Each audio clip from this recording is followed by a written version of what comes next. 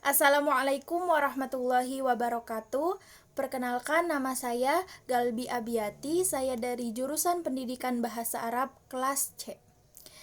Di sini saya akan menjelaskan materi mengenai terminologi bahasa, di mana di dalamnya akan membahas 3 subbahasan. Yang pertama ada pengertian, yang kedua ada persamaan serta perbedaan, dan yang ketiga ada posisi bahasa Arab bagi orang Indonesia. Untuk mempersingkat waktu, marilah kita ke subbahasan yang pertama, yaitu mengenai pengertian dari bahasa ibu, bahasa kedua, bahasa nasional, dan bahasa asing. Yang pertama ada pengertian dari bahasa ibu. Bahasa ibu merupakan bahasa pertama yang dikuasai manusia sejak lahir melalui interaksi dengan sesama anggota keluarga dan anggota lingkungan masyarakat. Ada beberapa para ahli yang juga mendefinisikan bahasa ibu. Di antaranya ada yang pertama ada Sujono Dardjowijojo. Sujono Dardjowijojo mendefinisikan bahwa bahasa ibu adalah bahasa yang pertama kali dikuasai atau diperoleh oleh anak. Bahasa ibu juga adalah padanan kata dari native language.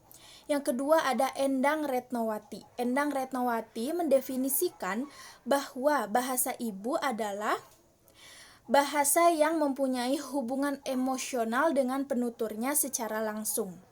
Dan yang terakhir ada A.G. Sujono. A.G. Sujono mendefinisikan bahwa bahasa ibu adalah bahasa yang pertama kali dikuasai oleh anak.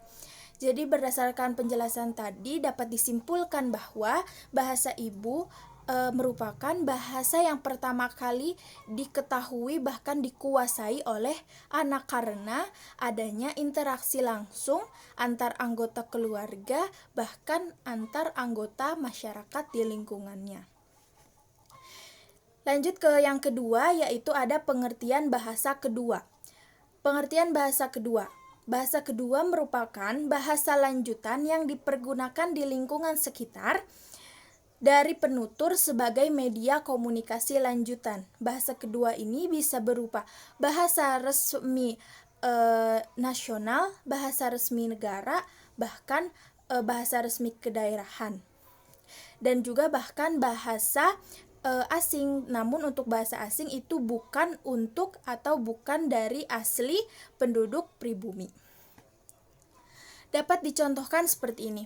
Ada seorang anak yang sudah diajarkan bahasa Jawa oleh orang tua dan keluarganya. Bahkan karena di lingkungan sekitarnya sudah terbiasa dengan berbahasa Jawa. Sejak dia masih kecil. Dan ketika si anak itu memasuki lembaga pendidikan, si anak itu bersekolah. Di sekolah anak itu diajarkan berbahasa Indonesia yang baik dan benar. Nah, dapat dikatakan bahasa Indonesia di situ sebagai bahasa kedua bagi si anak tersebut. Kurang lebihnya seperti itu.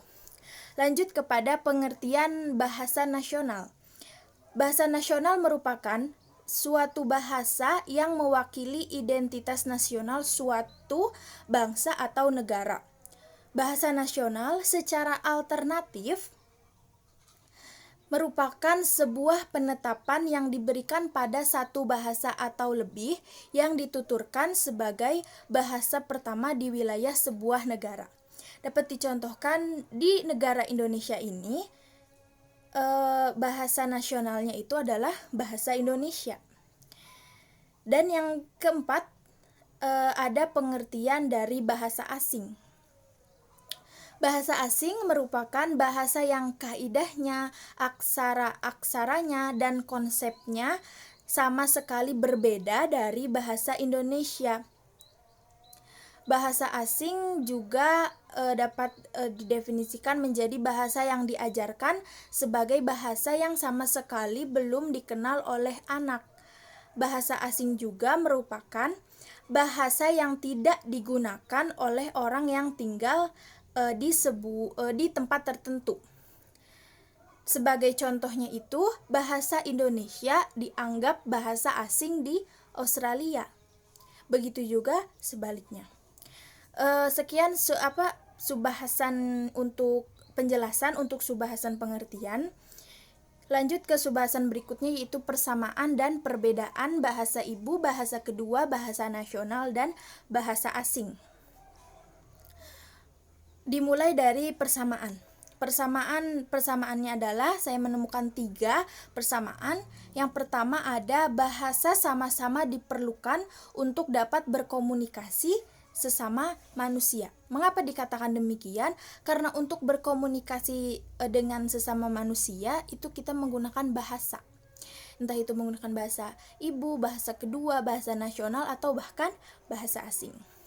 Persamaan yang kedua, bahasa sama-sama dibutuhkan untuk mendapatkan informasi seluas-luasnya, baik dalam negara maupun di luar negara atau luar negeri. Mengapa dikatakan demikian? Karena dengan bahasa kita dapat mendapatkan informasi, bertanya-tanya tentang informasi di dalam negeri dengan menggunakan bahasa ibu, bahasa kedua, bahkan bahasa nasional. Sedangkan dengan bahasa asing, kita bisa mencari informasinya itu di luar negeri. Jadi maksudnya adalah ketika kita bisa menguasai atau mempelajari bahasa asing, jika kita sedang di luar negeri, kita masih bisa tetap mendapatkan informasi.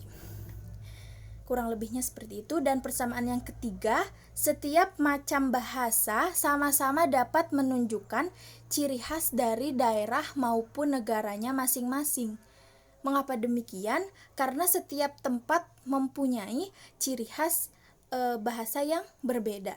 Dapat dicontohkan seperti ini. Indonesia ini terdiri dari banyak daerah, dan setiap daerahnya itu hampir memiliki bahasanya masing-masing. Bahasa yang berbeda di setiap daerahnya. Mungkin untuk persamaan kurang lebihnya seperti itu. Lanjut ke perbedaan. Di sini juga saya mendapatkan 3 perbedaan. Yang pertama, bahasa asing adalah bahasa yang tidak digunakan sebagai alat komunikasi di negara tertentu. Sedangkan bahasa ibu, bahasa kedua, dan bahasa nasional adalah bahasa yang umum yang digunakan dalam suatu negara. Dapat dicontohkan seperti di negara Indonesia, tidak terbiasa menggunakan bahasa asing untuk berkomunikasi sehari-hari, tapi sehari-harinya itu berkomunikasi menggunakan bahasa ibu, bahasa kedua, bahkan menggunakan bahasa nasional. Kurang lebihnya seperti itu. Lanjut ke perbedaan yang kedua. Bahasa ibu, bahasa kedua, dan bahasa nasional adalah bahasa yang memiliki pengaruh yang sangat besar atau pengaruh yang sangat penting dalam membantu siswa belajar. Mengapa dikatakan demikian? Karena bahasa ibu, bahasa kedua, dan bahasa nasional merupakan bahasa yang sudah umum atau bahasa yang sudah diajarkan sejak kecil. Jadi mereka sudah terbiasa dengan bahasa tersebut.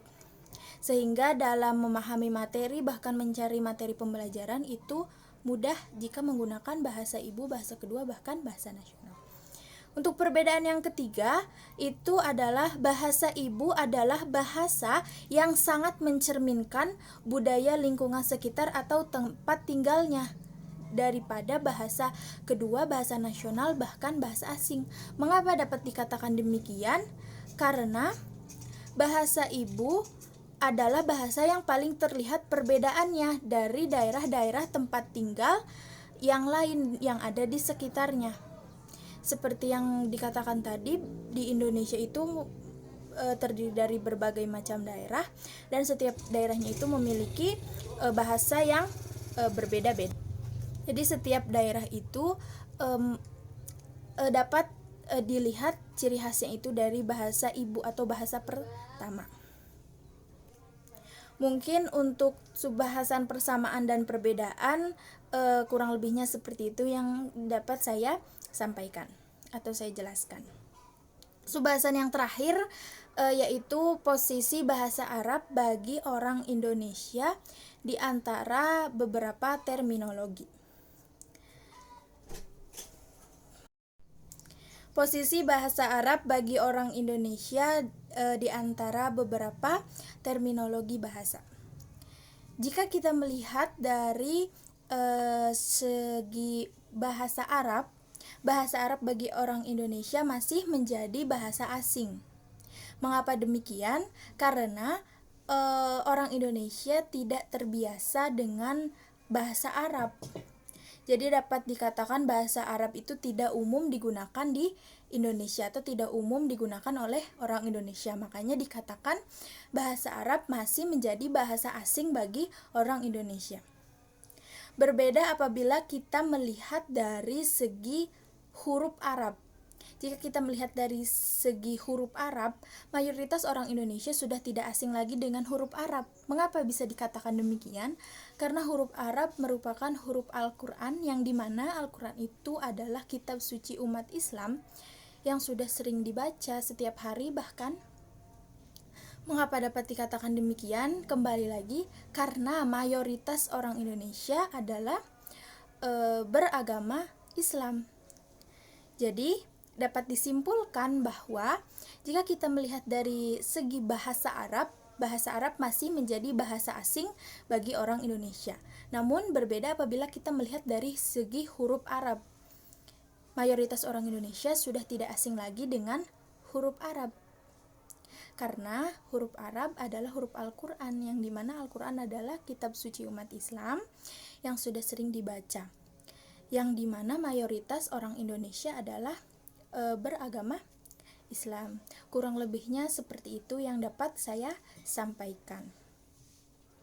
Selesai sudah 3 pembahasan.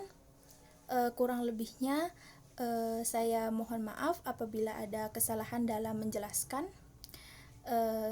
Sekian dari saya Galbi Abiati. Terima kasih. Wassalamualaikum warahmatullahi wabarakatuh.